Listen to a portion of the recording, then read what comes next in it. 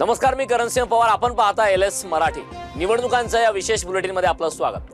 राज्यातील 246 नगर परिषद आणि 42 नगर पंचायतीचा निकाल आज जाहीर झालाय. त्यानुसार नगराध्यक्ष पदाच्या निवडणुकीत भाजप हा सर्वात मोठा पक्ष ठरला असून त्यानंतर शिंदेंच्या शिवसेनेला सर्वाधिक जागा मिळाल्यात. भाजपने राज्यातील 120 नगरपालिकांच्या नगराध्यक्षपदी उमेदवार निवडून आणलेत, तर त्यानंतर 54 नगरपालिकांमध्ये शिंदेंच्या शिवसेनेचे उमेदवार नगराध्यक्षपदी विजयी झालेत.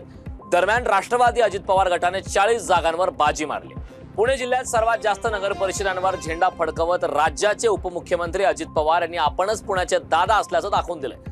पुणे जिल्ह्यात झालेल्या निवडणुकीमध्ये एकूण 9 ठिकाणी नगराध्यक्षपद जिंकत राष्ट्रवादी काँग्रेस जिल्ह्यातला सर्वात मोठा पक्ष म्हणून पुन्हा समोर आलाय. मंत्री पंकजा मुंडेंची धनंजय मुंडे यांनी गळाभेट घेतली. गंगाखेडमध्ये बहिणीचा विजय तर परळीत स्वतःचा गड राखण्यात धनंजय मुंडेंना यश आलंय.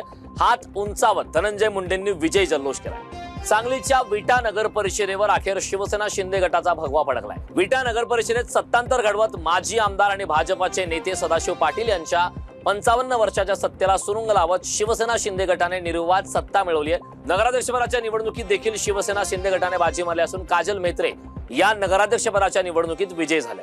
सांगलीच्या आटपाडी नगरपंचायतीच्या नगराध्यक्षपदाच्या निवडणुकीत भाजपने बाजी मारली. आमदार गोपीचंद पडळकर यांच्या नेतृत्वाखाली नगराध्यक्षपदाच्या निवडणुकीत उत्तम जाधव यांचा विजय झाला.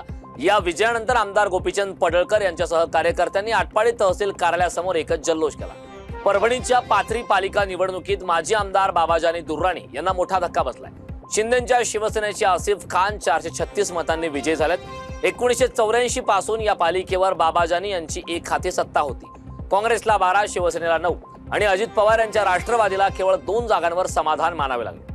वेंगुर्ला नगर परिषदेवर पुन्हा एकदा भाजपला सत्ता कायम ठेवण्यात यश आलंय.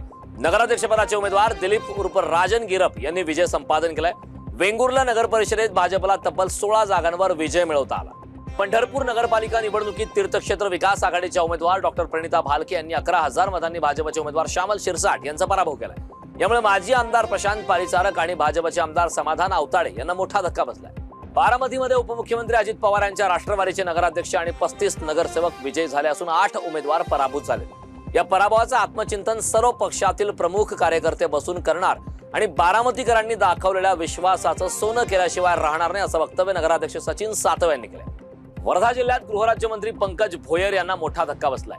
भाजपचे उमेदवार निलेश किटे यांचा दारुण पराभव झाला असून काँग्रेसचे सुधीर पांगुळ हे विजयी झालेत. निलेश किटे हे भोयर यांचे खंदे कार्यकर्ते मानले जातात. भाजपच्या एकनिष्ठ कार्यकर्त्यांना उमेदवारी न दिल्याचा फटका नगराध्यक्षपदाच्या उमेदवाराला बसल्याची चर्चा आहे. धाराशिवमध्ये भाजपला यश मिळाल्यानंतर भाजपचे आमदार राणा जगजितसिंह पाटलांनी खासदार ओमराजे निंबाळकर यांच्यावर हल्लाबोल केला. जनतेने काम करणाऱ्यांना संधी दिली तर फक्त बोलबच्चन करणाऱ्यांना जनतेने जागा दाखवली अशा शब्दात राणा यांनी निंबाळकर यांना सुनावले. खेडमधील महायुतीच्या घवघवीत यशावर रामदास कदमांनी प्रतिक्रिया दिली. 2001 नंतरचा हा खेडमधील भव्य विजय आहे. कोकण ही स्वर्गीय बाळासाहेब ठाकरे यांच्या विचारांची भूमी आहे हे विरोधकांनी कायम लक्षात ठेवावं असा टोला कदमांनी लगावला. चांगलं काय वाईट काय हे ईश्वरपुरीमधील जनता जाणते, त्यामुळे जनतेने आम्हाला निवडून दिलं. आष्टीमधील भानामतीचा प्रकार लोकांनी मोडीत काढला असं जयंत पाटलांनी म्हटलं. गोंदिया नगर परिषद निवडणुकीत भाजपचे 16, काँग्रेसचे 13 उमेदवार विजयी झालेत, तर अजित पवार यांच्या राष्ट्रवादीला 4, अपक्ष 3, ठाकरेंच्या शिवसेनेला 2 आणि बसपाला 2 उमेदवारांवर समाधान मानावं लागलंय.